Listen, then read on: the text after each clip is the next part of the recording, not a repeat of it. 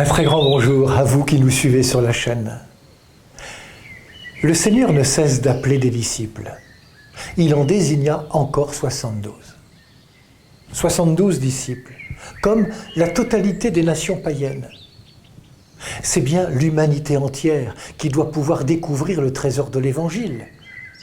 L'amour de Dieu est universel et aucune de ses créatures ne peut en être privée. Personne n'est étranger. Personne ne peut se sentir étranger ou éloigné de cet amour de compassion. Alors, Jésus appelle encore et toujours des disciples. Il les envoie deux par deux. N'est-ce pas en marchant ensemble, en synode, que les disciples seront des témoins de l'Évangile?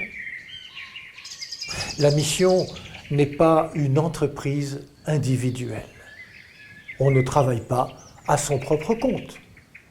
Et puis personne n'est propriétaire de la mission que le Christ confie. Et puis n'a-t-on pas toujours besoin d'un frère ou d'une sœur pour vivre la mission? Vous savez, à deux, on s'encourage, on se complète, on s'équilibre, on enrichit le témoignage de sa propre personnalité.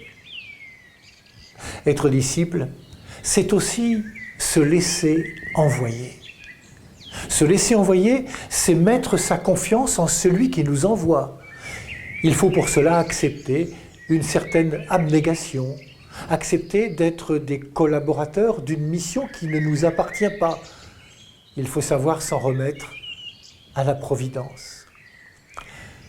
D'où un certain détachement qui permet d'aller à la rencontre, de se laisser rencontrer, de se laisser accueillir, d'accepter l'hospitalité quand elle est offerte. Bref, accepter une certaine dépossession de soi. Ce choix de la sobriété, d'une certaine vulnérabilité, d'une certaine fragilité, va nous rendre libres. Ce n'est que lorsque nous reconnaissons que nous sommes faibles que la force de Dieu peut se déployer en nous. Libre de laisser toute sa place à l'Esprit Saint, à ce feu qui emplit nos vies de ses fruits.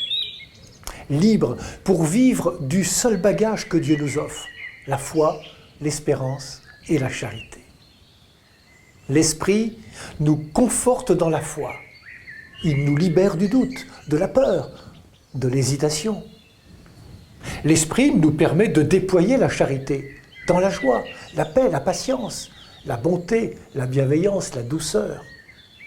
L'Esprit qui souffle à nos cœurs l'espérance, cette certitude que Dieu ne cesse d'accomplir son projet de salut pour l'humanité et qu'il compte sur nous, en qui il met sa confiance en nous appelant. Ne doutons jamais que Dieu nous appelle, car Dieu ne cesse d'aimer. C'est lorsque je suis faible que je suis fort. Alors, confiance dans la mission. Bonne journée à toutes et à tous. Prenez bien soin de vous et des autres.